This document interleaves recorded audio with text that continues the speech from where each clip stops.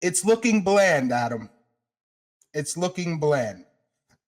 After a pretty strong Yeah. performance against Philadelphia, where I think your secondary was incredible.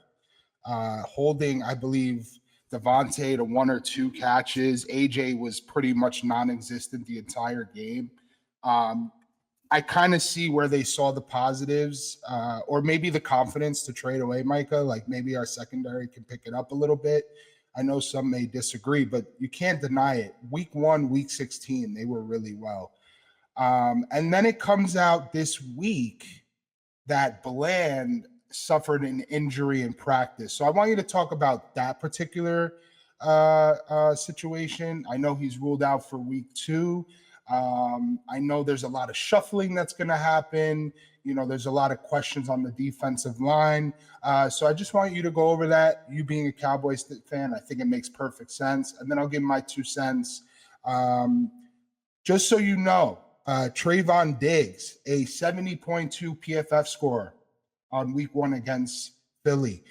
Bland, 52.9, which is low. But what I noticed, what I highlighted, was the 70.4 coverage score, which is what you want, right? Yes, it's nice to have a cornerback that can come up and make a tackle, but he did his job, and he did it well. So, yeah, Adam, take the show. Let me know what's going on in Dallas's mind right now and how they'll overcome a pretty significant injury. Yeah, so Bland injured his foot in practice. This is the same foot that he injured last year where he missed 11 games. So there's a little bit of concern there, but I guess overall for the course of the next few weeks, it's not too much of a concern to where they need to put him on IR. They do expect it to be a 2 to maybe 3 week injury. Yeah, I mean, it sucks, right? Like he had a great game. He was playing really well. And as far as like whether we're going to feel the loss or not, I mean, obviously Bland is a really good corner. He played his part, did his job really well. I'm not as concerned, especially with the Giants coming up. I mean, obviously Neighbors is a problem, but I'm sure he'll match up. He'll match up most times with Diggs. We did after camp when they did the cut downs, they did pick up Reddy Stewart. He played in Eberflus's system in Chicago. He was an undrafted free agent, but he'll be picking up the slack in the slot. Kyer Elam, he gave up that one big play, but I mean, he was pretty good overall the rest of the time. Yeah, he did. He got burnt on that one route. Right. There was supposed to be safety help there, actually. There was supposed to be okay, so he did his job. Yeah, he looked good, man. He looked good. I'm happy for him. Go Gators. So I was wrong about that. My concern for him, he looks like he'd be all right. So, I mean, I think for the next week or two, even with Chicago coming up next week, I think we should be okay. Obviously, my concern is going into Green Bay. How are we going to be looking for by that point on the defensive side of the ball? To touch up on what you said about the pass rush, we did get some good rushes from the edges. They weren't maintaining their integrity in terms of containing the edges, which is why Jalen Hurts was going crazy, and they kind of started to get that tightened up after the delay. Obviously losing a guy like Micah is huge, right? Like you can't really replace a top 3 pass rusher with a bunch of young guys. I mean, you can, right? Like as long as there's some growth over the course of the season. Marshawn Nealand really impressed me, actually. I know we're talking about Bland, but I really want to point out Marshawn. Marshawn Nealand. Absolutely. Marshawn Nealand really, really impressed me. The issue with him is that he didn't really have a pass rush bag. He was a really good run defender. He's the guy that they drafted to replace DeMarcus Lawrence. Okay. And DeMarcus Lawrence was more of a pass rush, run stopping end than he was a pass rusher. He could rush the passer, but he didn't really have that deep of a bag like he's not elusive enough. Yeah. Right. But Nealand really showed a pass rush bag. There's a Cowboys content creator that that I follow. His name is Vash Lombardi. Is And that the one guy of the you things he showed me? calls I'm pretty sure no, you that was sent me. Skywalker Steel. I like Skywalker Skywalker. Steel. That's another Yeah, I good one. like Skywalker. Yeah. But Vach is also a really good one. But one of the things he had pointed out, so it's like peanut, like they eat their off-season peanut butter, meaning they gain weight, they get bulkier, or they add to their bag in the second year. So Marshawn clearly added his peanut butter weight. He looked good. He added some strength and some power. And I mean, he was bull rushing Lane Johnson. Now, granted, Lane Johnson is older, but he's still a top Still 5 efficient. right Yeah. tackle in the NFL.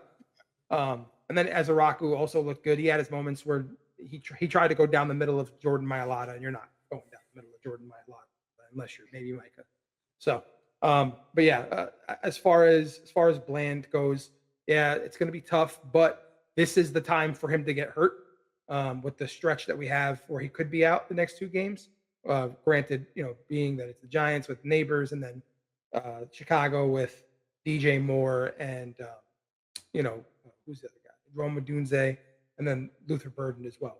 But I think Reddy Stewart should be okay for a game or 2 out of the slot. Ideally, you want to see Bland in the slot, but that's the NFL, right? Everybody gets hurt at some point in the season. Sometimes it's you're missing a game or 2. Sometimes you're missing the season. Sometimes you're just not practicing too. for the whole season. Yeah. Yeah. And just got paid, and a big part That is of unfortunate. Yeah. a big part of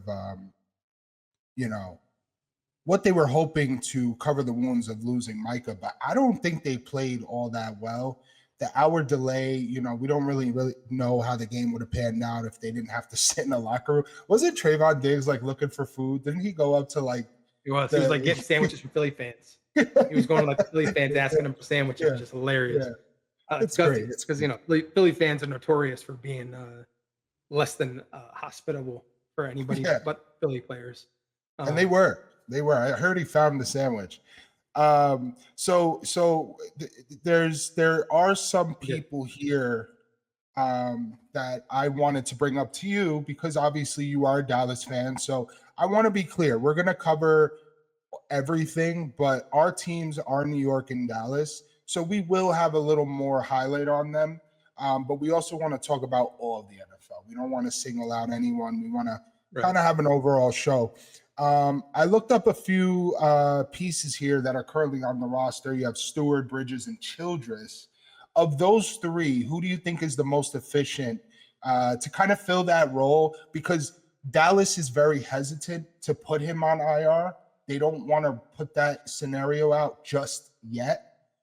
So of those 3, who do you think, and obviously you mentioned the practice squad or Eberflus is signing with some familiarity there. Who do you see filling that spot until Bland can get back into the game? Yeah, no, it's gonna be Reddy Stewart for sure. They'll probably call Childress up a couple times from the practice squad, but Reddy Stewart's gonna be the guy that's gonna fill in.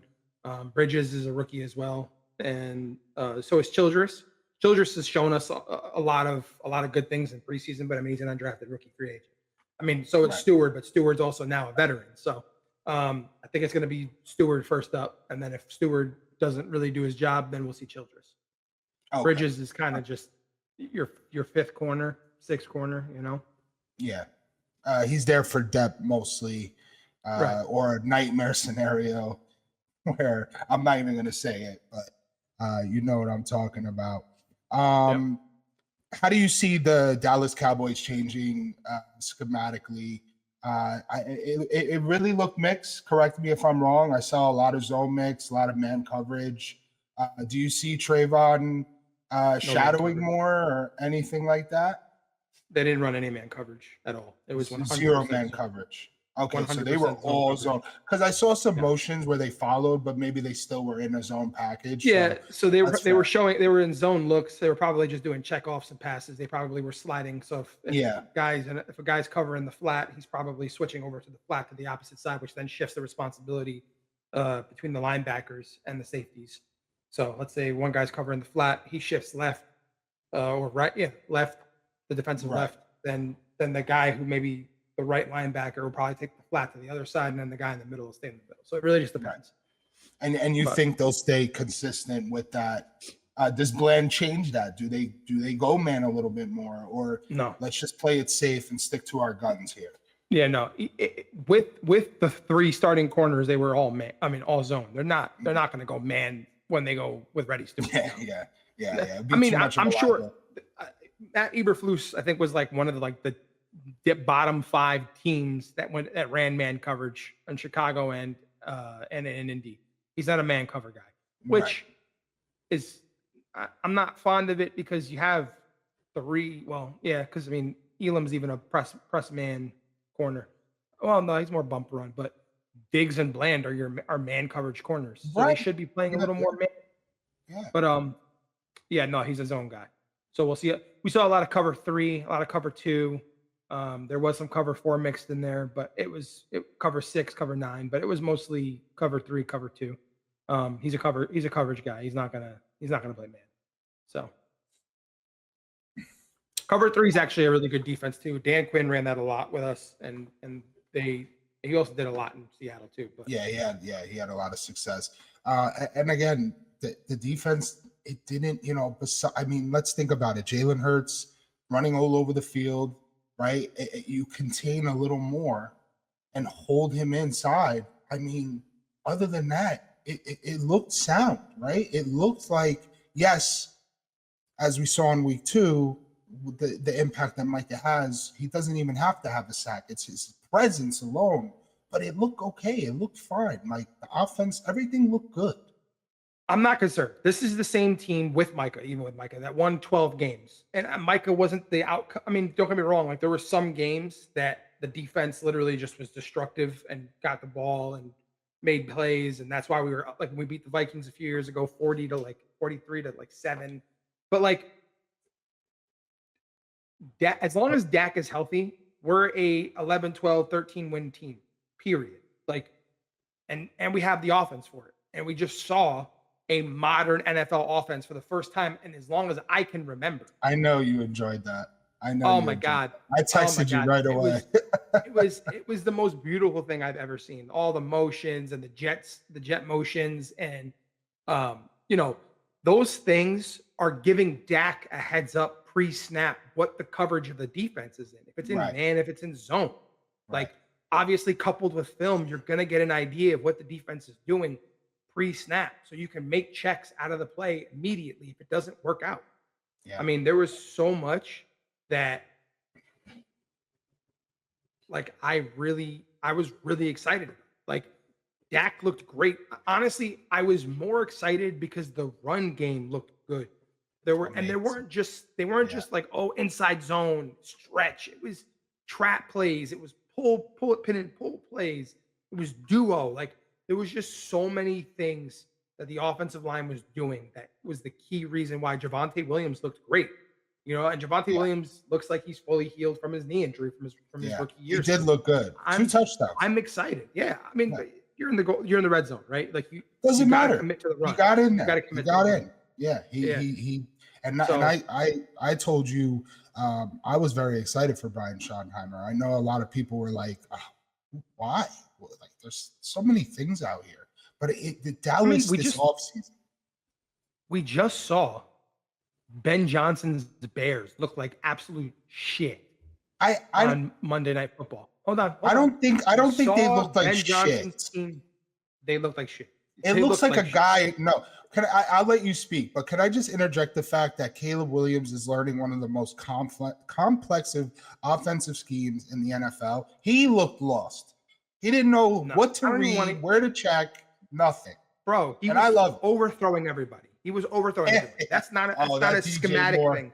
That's a mechanic. DJ Moore, man. It wasn't even just that. He was overthrowing everybody. But he's overthrowing everybody. But that's nerves. That's nerves.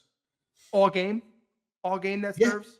Yeah. You get nerves in the first quarter. You get nerves maybe in the second quarter. But when you start settling in after halftime, I don't believe that. But my point, what I'm saying is Ben Johnson was a highly sought after head coach. And you just saw that, like, you genuinely don't know what you're going to get when you hire a coach. And I said this in that room, that space on Twitter or X, whatever, months ago when you and I first started talking about doing this. Yes, And I yes, said, you don't know what you're going to get. You don't. Everything is an unknown quantity. You know what they did as a coordinator. You don't yeah. know what they're going to do as a head coach. It's an unknown quantity. I can So, attest to that. Yeah, trust I me, I mean, get look it. at it. Tyler Smith got drafted by us, pick 24 a few years ago, and everyone laughed at it. They were like, he's not a first round pick. Why would you take him in the first round? And now he's a top 2, top 3 left guard in the NFL. It's Mhm. just, you don't know. You don't know. You don't know. You just don't know. Another good example is Robert Saleh. I was very excited for him. He was ripping his shirt on the sidelines. It looked like he held his players accountable. He looked like the right guy to change the organization, and it just didn't pan out. But I think it'll be different for Brian. I think he knows the assignment. I think he knows what he's doing, and I think Dallas fans, just like Jet fans, and a lot of other teams who may have lost but still looked, sound in their game, should be excited for the upcoming season. Adam, do you want to add anything about Bland or the upcoming secondary woes, or maybe the upcoming game and some of the matchups? I'm excited about it. It's a good bounce back game, right? I mean, sorry, Giants fans. Unfortunately, Dak's owned you since 2017. He lost his both games rookie year and then hasn't lost since. I think he's 13-0 against the Giants. Yeah. I think that this is a good game for them. The Giants pass rush is very good. So this is going to be a good litmus test for the offensive line. Obviously losing Philly losing Jalen Carter was impactful for them in the pass rush department. But I think this Giants defense is going to be a good litmus test for the offensive line protection. That's the thing I'm looking forward to the most, right? The offensive line looked good against the Jalen Carterless Eagles. What is it going to look like against Kayvon Thibodeau, Dexter Lawrence, Abdul Carter? What is it going to look like against those guys? Ojulari, Brian Burns. I want to know what it's going to look like against that pass rush. If Guyton and Steele can hold their own, I think we have a very good offensive line for the rest of the year. I think we're going to be fine. We know what we're going to get from the middle. Tyler Smith, Cooper Beebe, and Tyler Booker. I think they'll be fine. That's the edges that I'm working on. All right, so it's not looking bland for Adam. Let us know your thoughts below in the comment section. And please be sure to subscribe. And if you have any questions, please put it in the comment section or email us at fourthandheavypodcast@gmail.com, and we will cover your question.